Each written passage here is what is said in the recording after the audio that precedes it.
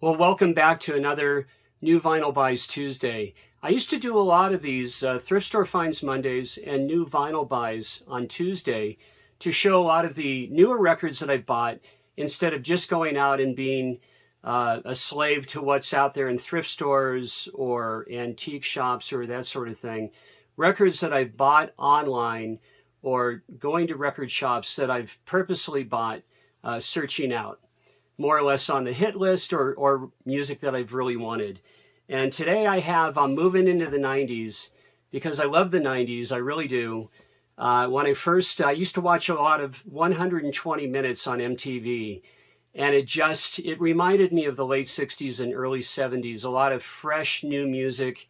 And I loved how a lot of bands like Nirvana, Alice in Chains, Pearl Jam, a lot of bands, Sunny Day Real Estate, which I'm going to show first, how they did a lot of heavy, overdriven crunch on a chorus and then on the verse very clean, and then come in really hard with the music and the guitars, very guitar driven decade. I love the 90s. There's so many great bands. Now, first of all, I'm going to show a band based out of Seattle, Washington, and they're very emo. And if you're not familiar with emo, look it up, because to really describe it, it's indie music really is what it is, and alternative rock, and that's another expression that's just not in the mainstream. But as Henry Rollins said, he says, alternative to what? This is the mainstream. And by the early 90s, alternative rock really was in the mainstream. So here it is, guys. Now, I have other Sunny Day Real Estate records that are OGs that I bought at Tower Records right in around 2000, 2001, and I'll show those. But this is their debut, and Jeremy Enig is really the voice behind it. His very slacker style, very, very cool. This is Diary, and this is just a very, very cool record. And when I saw that this was reissued, I went ahead and bought it right away. And that was right away was about 3 weeks ago. And I also have the Rising Tide from 2000. And I've opened both of these, but I really don't spin them that much because, being original records, they are more valuable. And I have the CDs as well.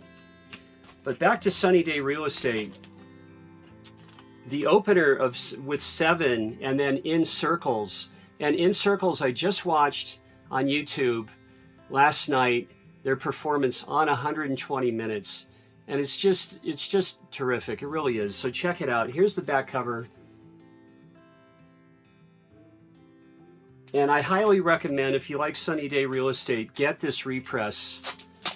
It's really well worth it. The sonics on it are really fantastic. Really, really are.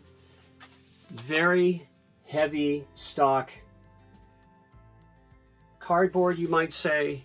And I would just love this artwork.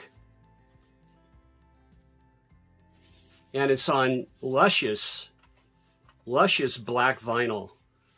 I'll show you in polyline sleeves. Very simple.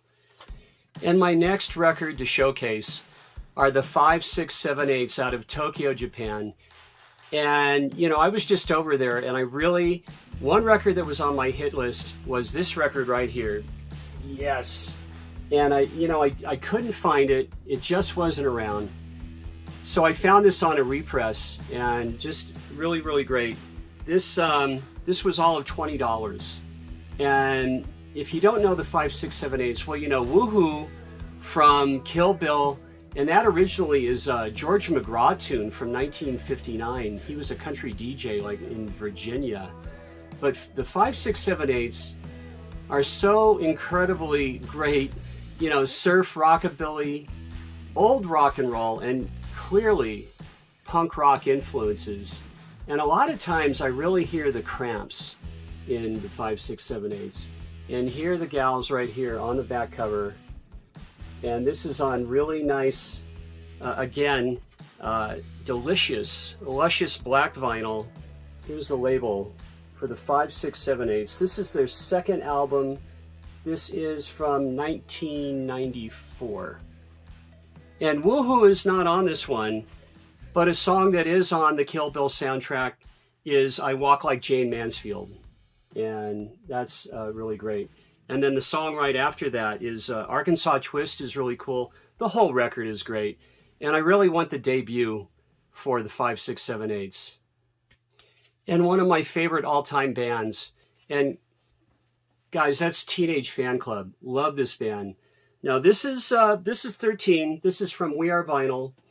And on release, this didn't get a lot of love. You know, Bandwagon-esque was a huge record. Grand Prix is fantastic. But I really love this album. And I love everything about it. This record from We Are Vinyl, it really, really, really does sound great. And this band was founded by Norman Blake and Raymond McGinley and Gerard Love. And, you know, they're power pop, indie rock. They're very jangly. They're influenced clearly by Big Star. And again, this sounds just fantastic. 120 minutes is on here, an homage to the MTV show. And one of my most favorite tunes is they finished the album with a very Crazy Horse, fuzzed out, Neil Young styled Crazy Horse, Gene Clark. So this is really, I highly recommend if you don't know 13 and you like Teenage Fanclub, well, you probably have it, but if you don't, I highly recommend this album. And on the We Are Vinyl packaging, it does come with a 7-inch, and this side A of Country Song is exceptional. It really is. And on the B side, Eyes Wide Open, I listened to that a long time ago, and I think that's on my CD for Teenage Fanclub 13. I think it is, but I spun Country Song, but I didn't spin Eyes Wide Open today. And there's Eyes Wide Open. And here's just another Athens, Georgia band, like so many. I mean, there's REM, there's B-52s, there's Guadalcanal Diary, there's Elf Power, Widespread Panic, Of Montreal, and yes, the Truckers, guys, Drive By Truckers. This is their 5th LP. This is Decoration Day, and Jason Isbell is back on this record. So very cool. Their 5th album from 2003. And this was recorded live, mostly over a 2-week period. And if you don't know the Truckers, I mean, it's pretty much just straight up Southern rock. Love this band. So many great songs. One of my favorite Truckers songs is their cover of Like a Rolling Stone. And I think that's on their B-sides and rarities. I think it is. Correct me if I'm wrong. But yeah, Athens, Georgia, baby. So great. Oh, this album did follow Southern Rock Opera. So I'm going to quit playing around with this record and show you the songs here. And I just got it. So I haven't opened this up yet. I have this on CD. I've enjoyed this for the last 20 years. Yeah. And next up, a record I really took a long time in getting. I have it on CD. I haven't paid much attention to this Eau Claire, Wisconsin band. And the singer is Justin Vernon. And guys, that's Bon Iver. And this is For Emma, Forever Ago. And this is really a minor masterpiece. This really is. And this was such a great buy online. I think it was, I don't remember what it was. It was like $12 or something. It was like a no-brainer. I had to buy it. He wrote this. Justin wrote this. He pretty much isolated himself for a few months in western Wisconsin in a cabin and came up with this wonderful record. It reminds me of a bit of Fleet Foxes, and the production I really like a lot, the recording. Some indie bands are a little too hollow sounding, too much reverb. It sounds like, it's recorded in a tin can. A lot of My Morning Jacket, I love the band, but a lot of the recordings are just too hollow sounding. And I like a little more, compression. I really do. Not a lot, but a little bit of compression. On Bon Iver, just very simply black vinyl, and really a great listen. If you don't know this album, this came out in 2006. So yeah, I've jumped into the 21st century on this. It comes with a digital download as well. And just a great listen. I've listened to it 3 times already. It's just, you know, I listen to so much music that I just didn't get around to that particular Bon Iver recording. Now here's a band that's from an area that's not too far away from where I live here in northern Nevada. And this band is out of Stockton, California. And this is Stephen Malkmus. And this is their greatest hits for Pavement. And such a seminal band for what they did. They really just started out as a musical project, and it turned into Pavement, and they made a pretty big splash for indie rock. I mean, he's the one that said, "Give me indie rock." You know, Cut Your Hair is on here, Spit on a Stranger. Nickel Creek did a wonderful newgrass bluegrass cover of Spit on a Stranger. Range Life is on here. And you have Scott Canberg on guitar. I love his guitars. And just fantastic. I watched Stephen Malkmus interviewed last night on YouTube, and I watched their performance on 120 Minutes for Cut My Hair, and it was just great. I really recommend go to YouTube and look at the old footage of 120 Minutes. I saw Concrete Blonde I watched late last night. Pavement, Sunny Day Real Estate, live, great performance by Live. And lastly, one of my favorite singer-songwriters of all time, and that's a guy that he was born in Omaha, Nebraska. He mostly grew up in Texas, and most of his life, because he only lived to the age of 34, was in Portland, Oregon, and reissued from Jackpot Records out of Portland, Oregon, is Elliot Smith's debut, and that is Roman Candle. And I just had such an enjoyable listen of this earlier in the late morning.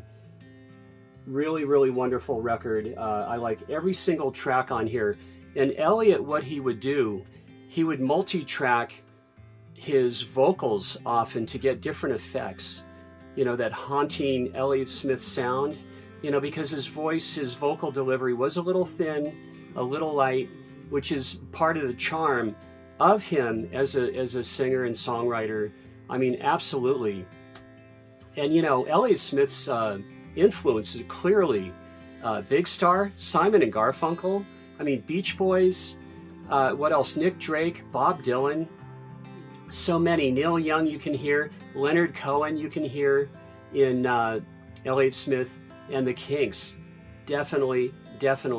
I mean, what can you say about him? I mean, he was right in with the indie, the alternative rock sound, and this record is from 1994. This is his debut, and so tragic and so sad how he died in Los Angeles. He was in Echo Park,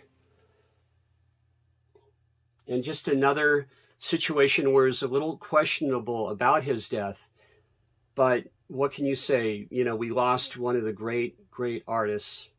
And I have to show you, Ed Tower Records in around the year 2001, I was buying a lot of CDs, but I never got rid of my vinyl. And I went over to the vinyl section, and I was very fortunate. I got a Stone Temple Pilots Purple, an original pressing, and Either Or Elliot Smith. Here it is. This is on an original pressing. I'll show you what I paid for it at Tower back in, I think it was the fall of 2000, because I just came back from playing in the band in San Diego in Merry Underground. And very simply, now, this was sealed. I've only spun this about 2 or 3 times. Here it is, Either Or on black vinyl. And it has the inner liner notes here. So I'm lucky that I did buy a bunch of 90s original pressings at Tower Records right around 01. So next week I will get back to showing my records that I've scored at Bill's Garage, and I'll be doing that next Monday or Tuesday. Hey, thanks for watching. See ya.